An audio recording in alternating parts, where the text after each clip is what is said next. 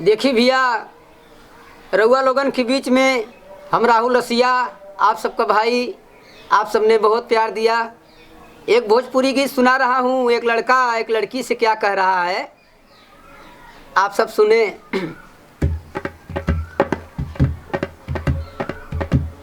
मिले खातिर आई रानी दी है जानी धोखा,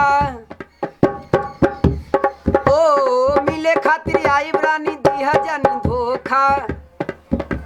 सुन ले बानी दिहलू सबही के मौका, जानी होखी है नाराज सुना दिलवा के बात मान ले बुझे है दिन गुण पैबू। रानी हो बड़ी पून पैबू, गोरी हो बड़ी पून पैबू, गोरी हो बड़ी पून पैबू, करे जा बड़ी पून पैबू।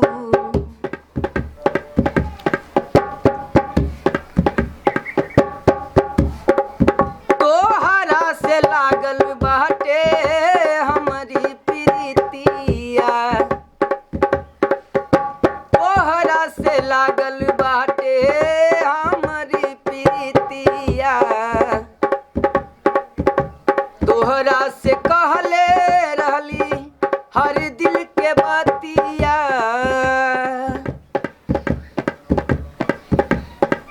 संगवा में मिलल जाई, संगवा में मिलल जाई, खूब बचन से रहल जाई।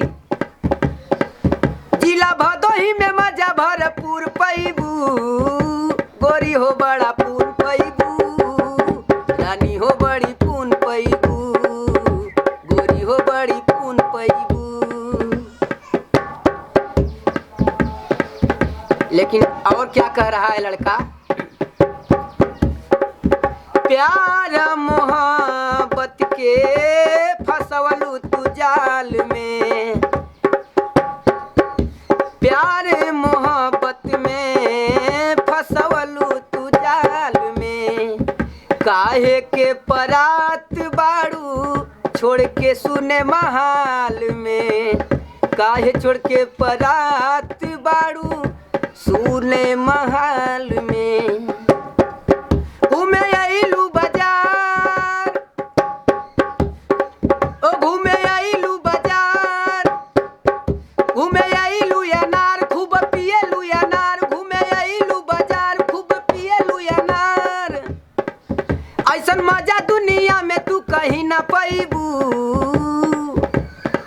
लइका कहता बस एक बेरी अगर चुमा दे देबू, ए गोरी हो बड़ी पून पैबू, गोरी हो बड़ी पून पैबू, रानी हो बड़ी पून पैबू।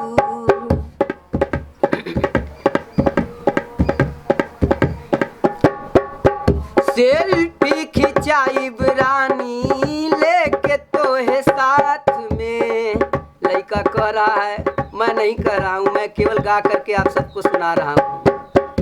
सेल्फी खिंचावल जाई लेके साथ में,